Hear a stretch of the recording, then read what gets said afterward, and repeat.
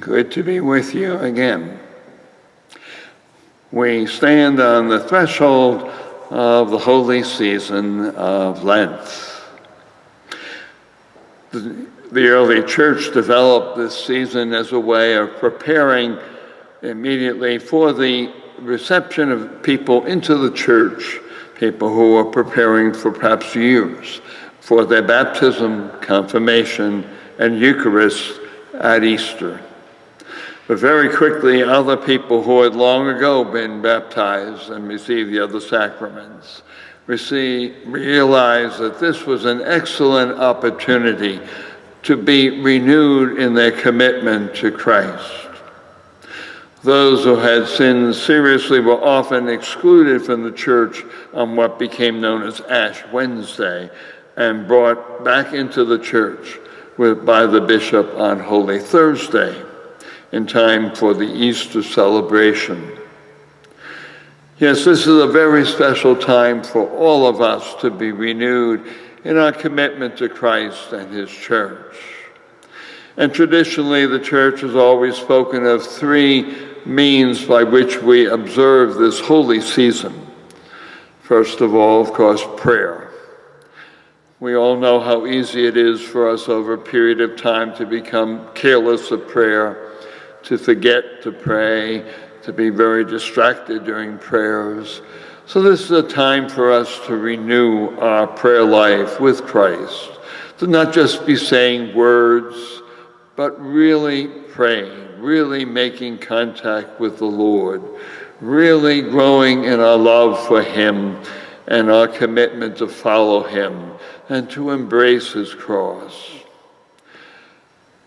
Also during Lent, of course, many folks will make the extra effort to participate in the daily celebration of the Eucharist, and especially each week to enter into the praying of the Stations of the Cross as we renew our own commitment to walk with Christ, to carry the cross with Christ.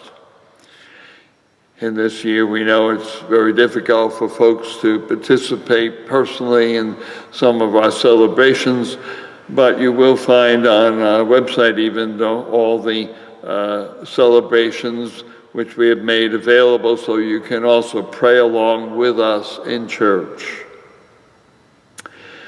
And our prayer is deepened by our penance. Doing something extra for Christ, something that goes against the grain. Traditionally, the church invites us to embrace the discipline of abstinence from meat for those who are 14 years of age and over on the Fridays of Lent and Ash Wednesday. And also the discipline of fasting for those 18 years of age and over. For the discipline of eating one full meal, 2 light meals, and no snacks in between meals. I know it's often difficult, but in a way, our body needs to know this is a different time. We're trying to make an effort to draw closer to Christ, to embrace the cross. And so we always traditionally look for other things that we can do to deepen that commitment. Perhaps it is giving up sweets for Lent, or perhaps giving up alcoholic beverages, or perhaps restricting time on TV or on the internet, the social media. It's important for us, I guess, to have that ability to say no to even things that are good in themselves, but can become enslaving for us. We need to be free to follow Christ. And also, of course, during Lent, we try to do the works of charity. Not only reaching out and opening our hearts to the Lord, but to one another, and especially to those in need. Each year, the American Catholic Church has had the effort of the Rice Bowl, whereby people try to have one meal during the week, which is meatless, and to give what they save in money to help the poor and the needy, those who do not have enough food to eat. Those are the traditional things that we do in Lent to deepen our relationship with the Lord. It is a time that should be special, a time that we deliberately make that extra effort to draw closer to Jesus, to realize what it means to follow Christ, to carry the cross with Christ. It's not an easy time. Every year the church begins on the first Sundays of Lent with Jesus' story going into the desert. And so the church views Lent as a desert. The desert is a harsh place. It makes people choose between living and dying.